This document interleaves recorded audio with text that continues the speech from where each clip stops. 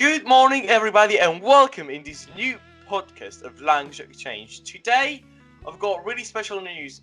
For the first one, I'm really glad to let you know the fourth year of Language Exchange has started. So, thank you guys for your help with the community and all the what you guys doing here. It's great. Keep going to good work.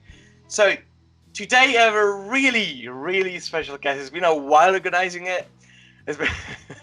But today we are really special guest. She's really a kind person. She's going to introduce herself. First of all, let's welcome pronunciation with Emma.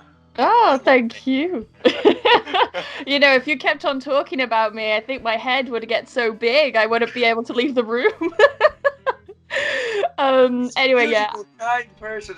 I mean, he's the best person in the entire globe. No joke. Just say, okay. I don't think I'll be able to fit outside this room now. My head's so big.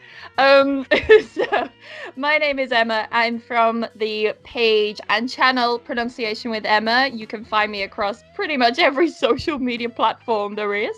And yeah, I focus on, well, I should say I'm from the UK. I'm originally from York, and I now specialize in pronunciation. So I help English learners with their pronunciation, if they're having confidence issues and things like that. Maybe they're a little bit self-conscious about their accent, or maybe they want to sound native. That's a lot of people's goals as well. Or maybe some people are misunderstood quite a lot, and so they just need to be shown what problems they have, basically. And I'm that person to show them those problems and help That's them your out. role. Perfect. Yeah, okay, that's basically what I do. So I help people with their pronunciation. That's it. Okay, I have an instant question that came out in my mind right now. So actually, in Italy, when you're learning English, the schools specialize in it. It actually tells you, don't worry about the pronunciation, at least until they can understand you. So I think that's totally wrong, but that's just my opinion. Because, okay, I want to ask you, what do you think about this sentence? Just focus on being clear and not about the pronunciation. As you can hear, I don't know if you have heard any Italian speaking English in UK. If you had, tell me your experience, tell me what you think about, and what you think, how important is pronunciation nowadays, if you go to UK or if you go to America, anyway. Yeah. Well, I'll start by answering that last question. How important is pronunciation? And I want to start that question off start my answer to that question off with a clarification, because what a lot of people do is they confuse accent and pronunciation. And I don't think accent is important. I don't know whether you agree or not. That's maybe a debate for another podcast episode if you disagree. But I don't think accent's important. I think accent is part of your identity, and you shouldn't feel that you need to change that. Okay? If you want to sound like a native, that's fantastic. If you don't want to sound like a native, that's fantastic. Okay? That's great. But the thing is that how do I put it? A lot of people confuse accent and pronunciation. So accent is kind of, maybe you sound a little bit Italian when you're speaking, but pronunciation is making sure that you're pronouncing the words in a very clear, intelligible way.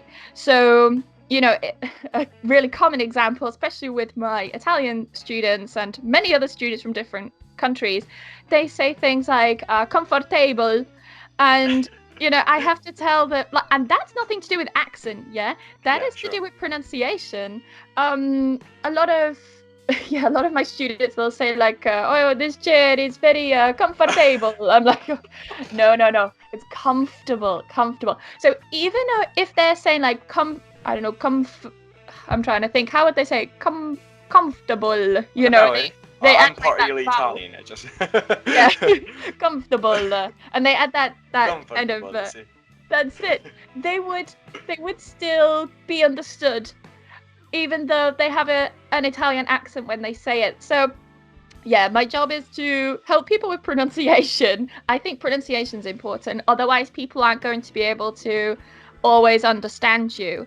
While accent, I don't think it's that important. You know, I get quite a bit of hate, let's call it, where people message me and they're like, how dare you try and tell people to change their accent? Accents are beautiful. I'm like, yes, I know. I think exactly the same. But mate, you are confusing accent and pronunciation. I am pronunciation with Emma, not accent with Emma. But I mean, a lot of my videos and my work, there is a kind of crossover between accent and pronunciation. It's quite hard to, just to teach pronunciation or just there is an overlap. But I would never tell someone you should sound British or you should sound American, because I mean, what is a British accent? There are so many. So yeah, that's true. Yeah. And the other questions, what else did you ask? I forgot. I just got into the conversation, so I just totally forgot the other one. So never mind. Leave a comment with an answer of the first question, because nobody bad remembers it. Thank you. If I will probably remember it later, like after the podcast episode, be like, yeah, that was the. That was the most important answer that I should have answered. Okay, so perfect. Thank you for your answer. That's really clarified a lot, and that's pretty insulting to me. You're joking. Yeah, right. We always confuse pronunciation. My question was based about also intonation, which I got confused maybe. Intonation, yes, that's what it basically got confused. A lot of Italians got confused because they mixed their intonation of the word, which is a really cool, because I really like Italian intonation. It's so romantic, by the way. Yeah. And they confuse it a lot too. They mix them with English. That's what I was talking about. But okay, let's cross a bit of another topic, which is also about teaching. How teaching is changing. I know it's a really broad question, but really teaching has been changing since not more than 10 years. Okay, so because methods are still improving, and I'm an actual teacher too, so we are actually responsible for making this change, actually. So online teaching is taking over, and the way we teach online must be different. Is it right? Is it wrong? What should we change? Is that a question for me? What do you think should be changed? Yeah. God, it's a good question, because I mean, when it comes to online teaching, do you mean like maybe the methods that we use with online teaching? Or I see. Well, the way that I teach is using the communicative method. I know that was, thinking back to like my master's degree. I studied a master's in TESOL, in English language teaching. And, we sat there going through all these different theories of, the methodologies throughout all the decades. There are also theories, though. There are theories. Theories show you. Yeah. Yeah. And yeah, I remember the communicative approach. I think it was around sort of the 80s, 70s or 80s, something like that. And it's basically teaching language through in simple terms, like through conversation, you could say. So instead of just literally translating the grammar or something like that, you would use it in conversation, and you would use it in a kind of realistic, I'm using that in inverted commas there, because you can't really have a realistic situation in a classroom, but in a realistic situation. So I tend to find that this method helps my students more, especially those who are already in the UK. They want to be able to talk to their colleagues about stuff, so or talk to their boss or whatever. And so I think teaching them grammar in a way that helps them communicate their message across, because I just believe in getting your message across when it comes to using the language. So long as they can communicate their message across, even if it's not grammatically perfect, who cares, Unless you're taking an exam, English natives don't care. So that's the kind of method that I employ, but I know that many teachers still use textbooks, and I'm not throwing any shade towards those teachers. We don't want a storm in the comments. Thank you. I'm gonna get so much hate. Yeah. What? You teach pronunciation? You hate accents and you hate textbooks? Oh, I have now created a whole group of people who hate me. We're gonna quit Instagram. That's it. That's it. 20,000 followers were up. Yeah. Bye. Exactly. But yeah, I tend to find that with online teaching, teachers, at least the teachers I've spoken to, they kind of move away from textbooks. I don't know whether you've found that. They move away from textbooks, and because they've got the technology in front of them, they're using more videos to teach, and they're using more music or whatever they need for the lesson, you know. They're using, of course, the technology a lot more instead of just sitting in a classroom with the textbook, and it can be very dry and very boring with the textbook for students. I've been that student before when I've been in a classroom using the textbook, and I've also been the teacher who's had to be forced to use the textbook because, you know, the school has demanded that we use a textbook. So that's what I've found. You know, many teachers nowadays online aren't using textbooks. They're using videos and things more.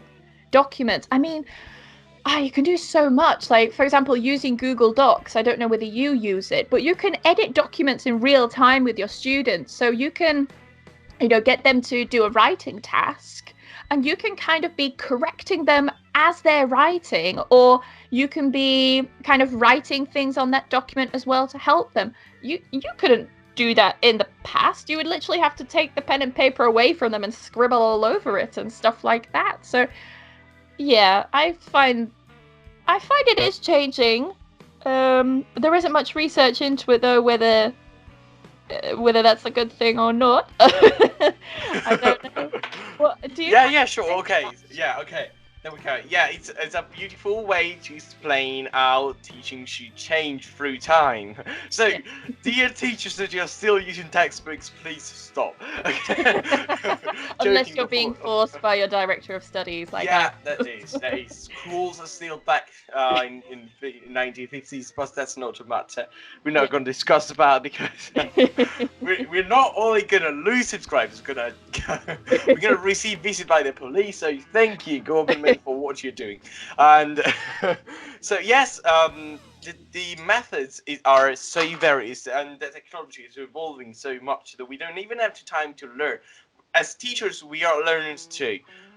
With technology, we need to evolve, and students are nowadays getting to the internet more than we did, of course. And with the internet, the system of interaction is changing totally.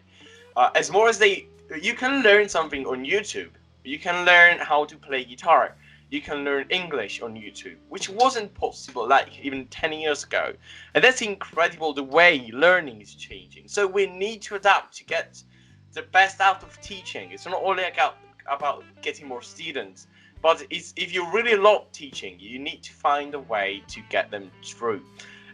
With books, they get boring because it's not a nice way of interact with things. They all interact with smartphones since they start from 6 years old interacting with a smartphone. And the way the smartphone interacts to you is really simple, and learning should be the same.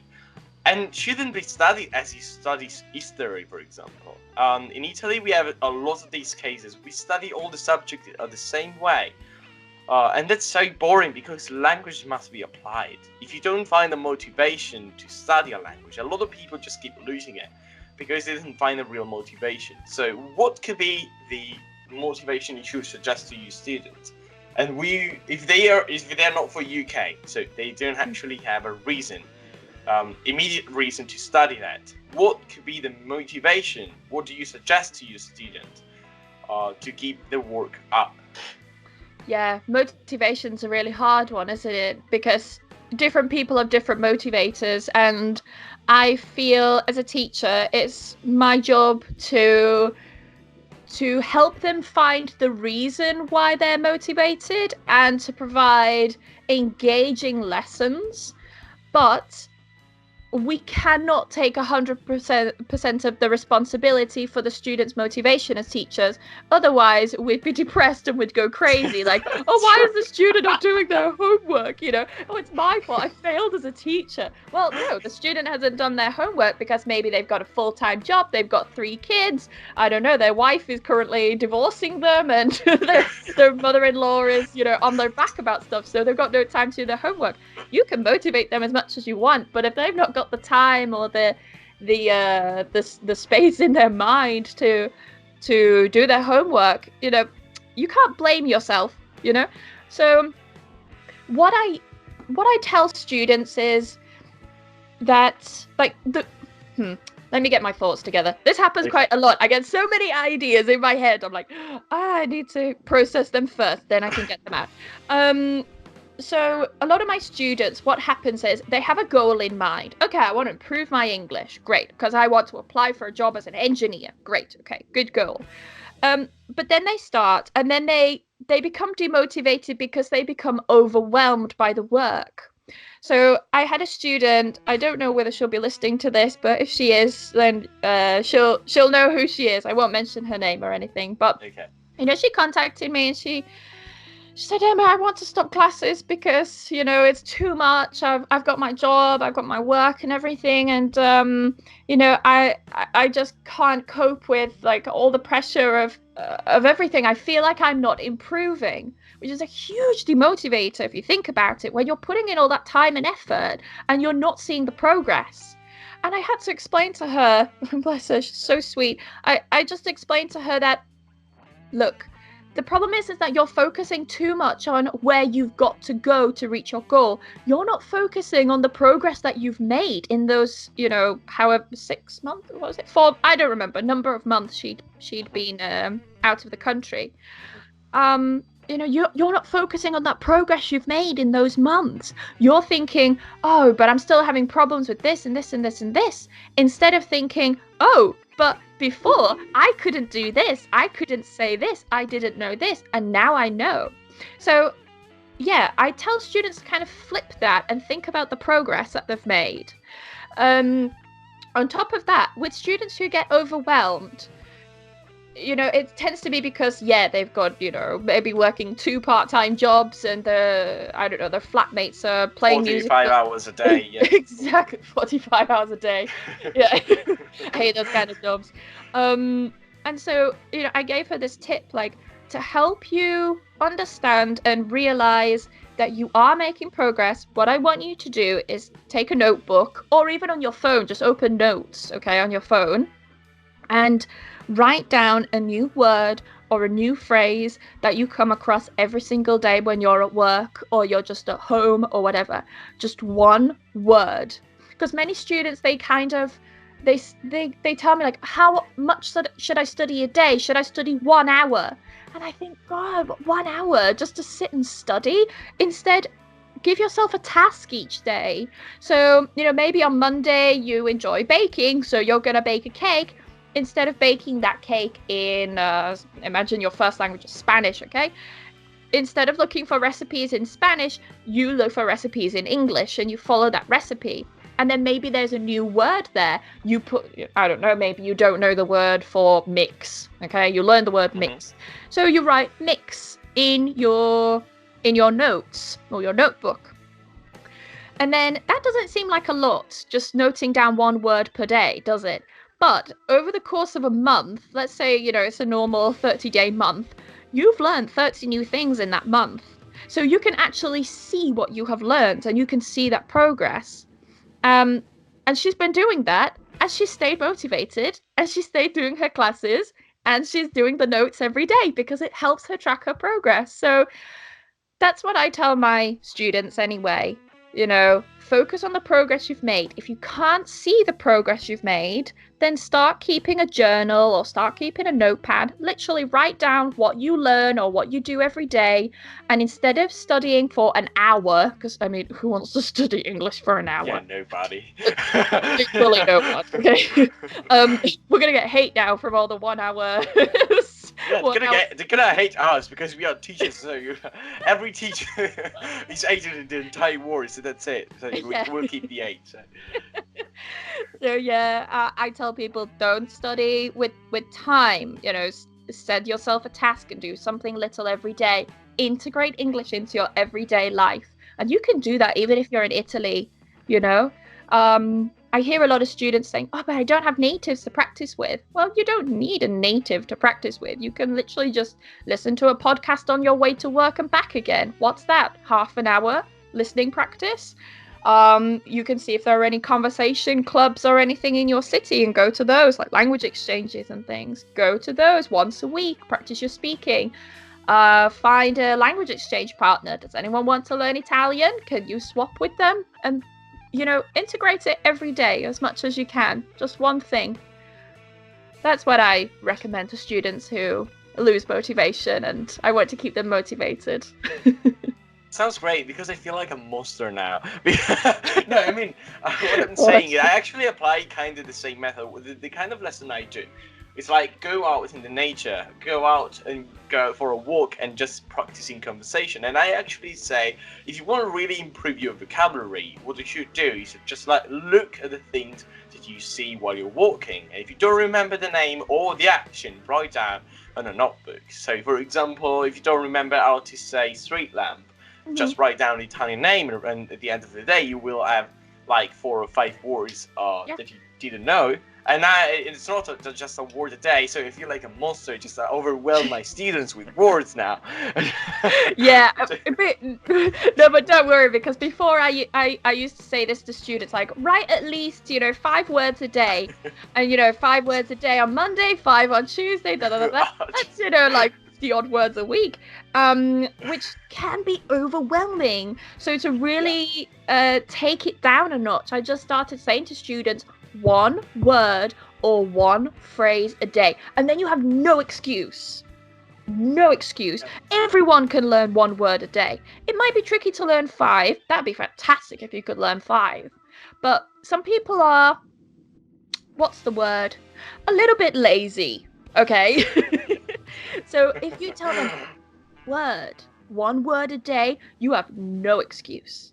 So yeah, that's more for the I don't want to say all students are lazy, but for the laziest students / the completely overwhelmed students. I think they're just tired.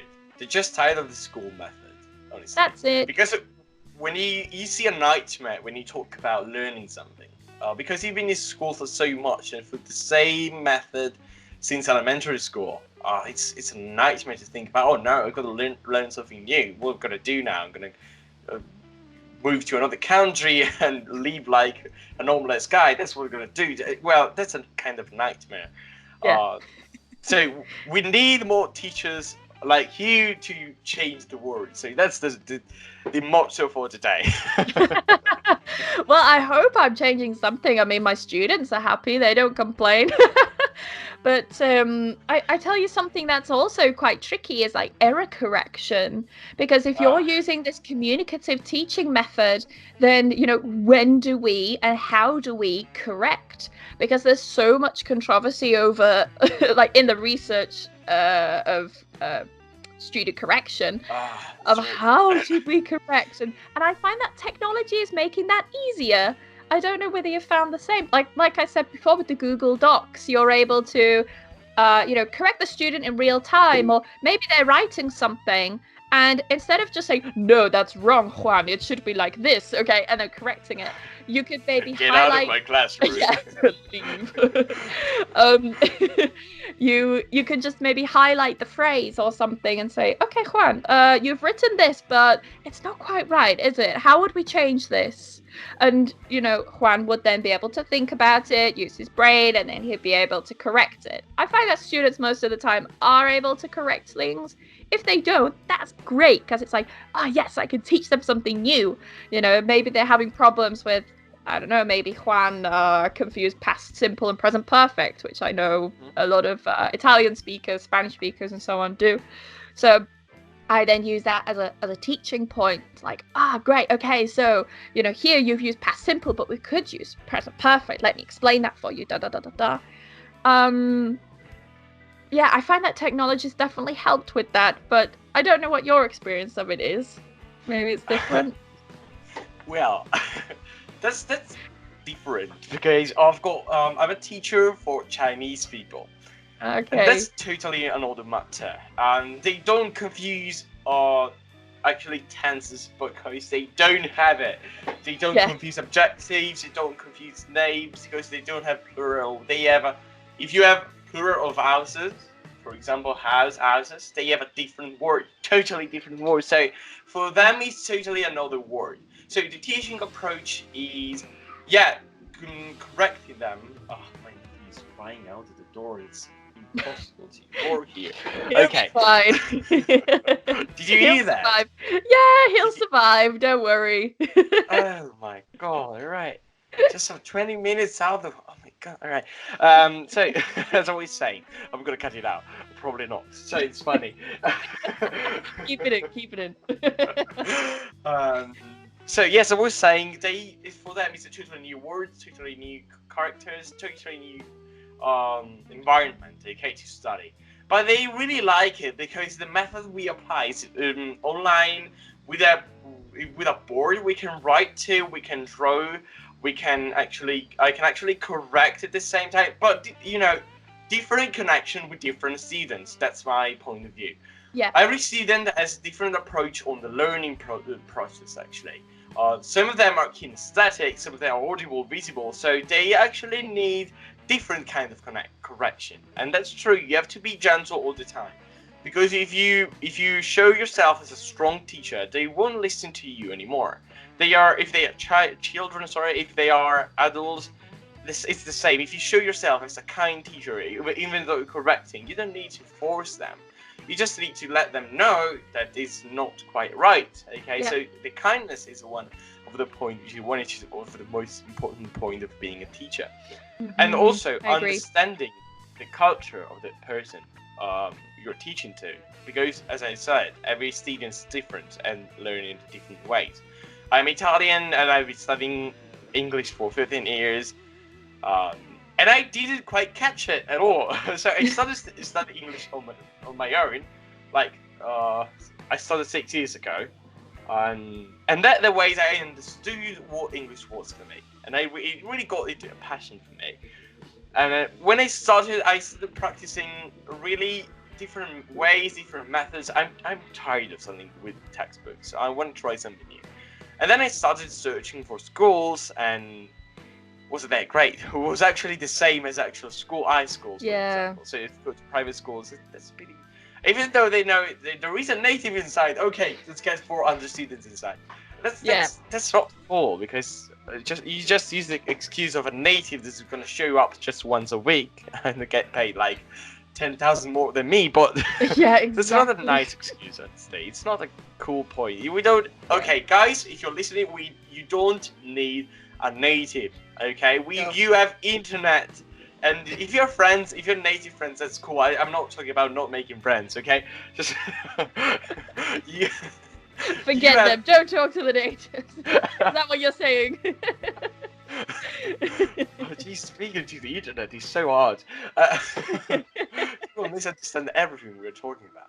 Okay, so we don't need. What about you? What was your process? Have you always I've got two questions. The first one, your process, or two final questions, because it's already 30 minutes if you've got something to do.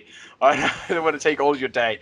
So the first question is, what was your process of learning your own language? And the second one, I forgot the second one. Okay, so just first answer the first one. The process. You can think about that second question. Okay. So the process of learning my first language. So my first language is English. Okay. So I remember when I was younger, I had real difficulty with learning how to read and write and spell. I had real problems. So I actually had to have additional classes, outside my usual classes. I was a little bit behind. And, oh goodness, I can still remember being in some lessons and I was learning about, like, what was it? Like the magic E. Okay. So the magic key, for people listening, they're not familiar with the magic key. This is when you take a consonant, vowel, consonant word. So I don't know, a word like rat. Okay. So if it's consonant, vowel, consonant, that vowel in the middle is going to be short.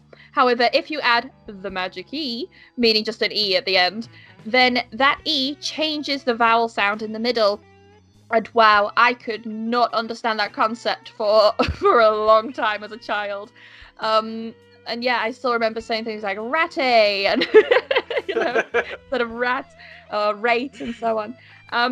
So yeah, I still remember having these additional lessons, and I still remember reading this book. This book was called The Magic Key. Okay, I don't know if in Italy you have like certain famous books that children read when they're very young and they're learning how to read, but in England, The Magic Key is one of the big ones that kids learn to read from. So I remember reading The Magic Key. Oh goodness me! And I was with this teaching assistant, and she was teaching me how to read. I think I was maybe, oh God, I was in year 1, so I must have been about 6. Okay. And yeah, I still remember I was struggling so hard reading this book. And I just got so upset. I remember sitting there like with tears in my eyes, like trying to hold them back, reading The Magic Key and trying to not cry because I just couldn't understand. Like, I don't know, when you get horrible words like thorough and tough, like why does that OUGH change? I just couldn't get it.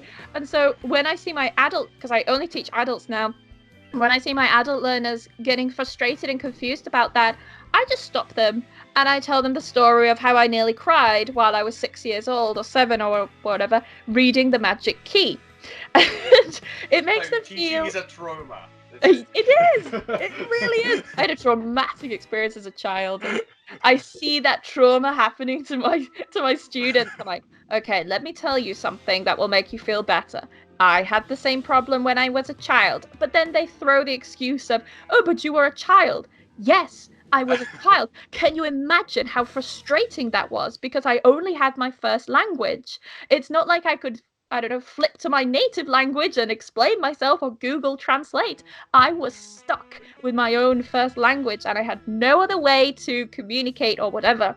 So it's much more frustrating as a kid that you can't express yourself in another language because you only have your first language, in my case anyway.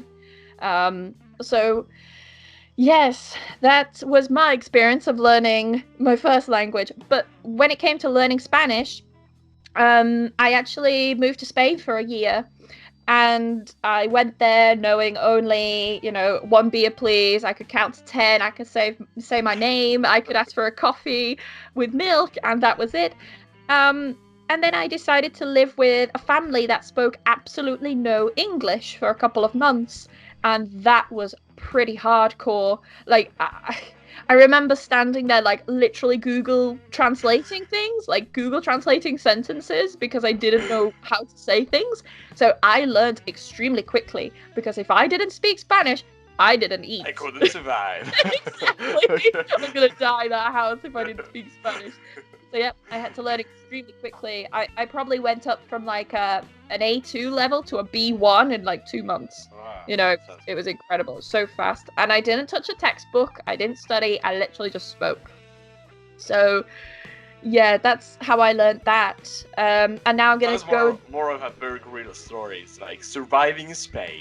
Yeah, and I made it out, and you know what? I love that experience so much of torturing myself and surviving that I'm gonna go do it again in October in Lisbon. So I'm gonna be there just immersing myself, but this time with Portuguese. I'm just addicted to this feeling of having to survive. Oh, being dramatic, living in the streets and begging for food. That's a lovely experience.